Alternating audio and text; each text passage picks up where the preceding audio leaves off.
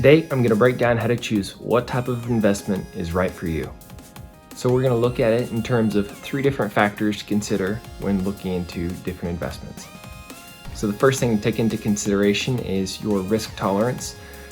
There is a positive correlation between risk and return. So before investing, you need to consider how comfortable you are with risk. If you're highly risk tolerant, you're more likely to invest in investments that you could either lose your money, lose your entire investment, lose a little bit, or lose it all. On the flip side, you might also make a whole lot more. Someone who is less risk tolerant is going to invest in something that has a lower likelihood of losing money, and they're almost certainly going to get their money back plus a small return.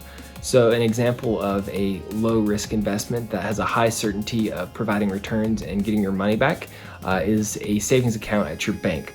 So someone who would have been considered highly risk tolerant would be investors who invested in companies like Amazon, Tesla, Google, Apple right there at the beginning before anyone knew whether or not they would succeed. So there's a high likelihood that they would lose their capital from investing in these companies, but the money they put in back then is worth exponentially more now than it would have been had they invested it in treasury bills or a bank savings account.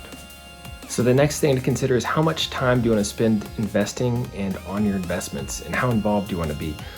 If you want to be highly involved, something like fixing and flipping properties within real estate would be a good niche, because you're going to spend a lot of time tracking down these deals, going and looking at them in person and actually putting in the work to get the properties fixed, flipped, and sold again, just as well as people who are fascinated with trading stocks, and so they dedicate their lives to investing in their own stock portfolios and researching companies and finding plays that they think would be advantageous for them and that they can get in before anyone else realizes.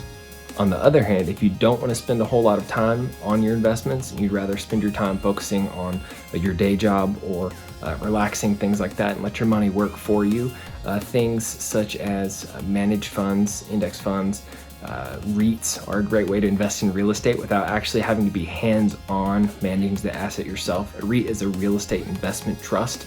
Other options are investing with a joint venture partner. So you have the capital, you have the money, but you don't have the time to do these investments and go and find these rental properties or any other kind of property. So you find someone who has the time but not the capital.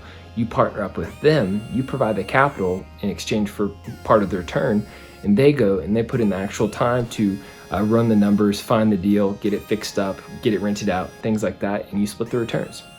The third factor to consider is how much capital do you have to invest? Do you have $200? Do you have $200,000? Regardless of where you are on the spectrum and where you're at in your life, there are investments that you can participate in. So whether you have $200 and you want to start up an online business, feel free to get after it. Find a stock that is cheap right now and it's a company that's quickly growing, and buy several shares of that and watch them grow. If you have $200,000, obviously there's a lot more you can do with that, but you can diversify that and spread that across real estate, stocks, maybe starting your own business. Just the options are limitless regardless of how much money you have. And this is one of the more deterring factors for people in my generation, not thinking that they can invest because they don't have 6 figures stocked up that they can put in the stock market or in real estate. So what kind of investment is right for you? I'd love to hear in the comments. If you're into stocks, are you going to be into day trading and spending your time researching companies and finding which ones you think would be a good investment? Are you going to invest in mutual funds or index funds where you can just put your money in and not worry about it until you pull your money out down in the future? Are you going to invest in real estate? In real estate, there's tons of options, whether you're into fix and flips, buy and holds, maybe a little burr method here and there, some multifamily syndication. The sky is seriously the limit in real estate. Alternatively, maybe you're not interested in stocks or real estate. Maybe you have a great idea, you have a solution to a problem that a lot of people have, but no one has come along with your solution yet. So you want to start a company and provide that solution to the world.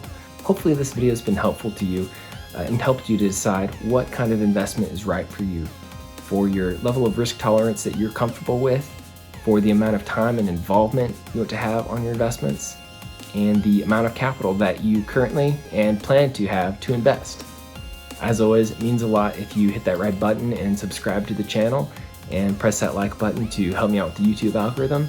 If you know anyone that you think would get value out of this content or is interested in investing, please send this video to them. Thanks for watching.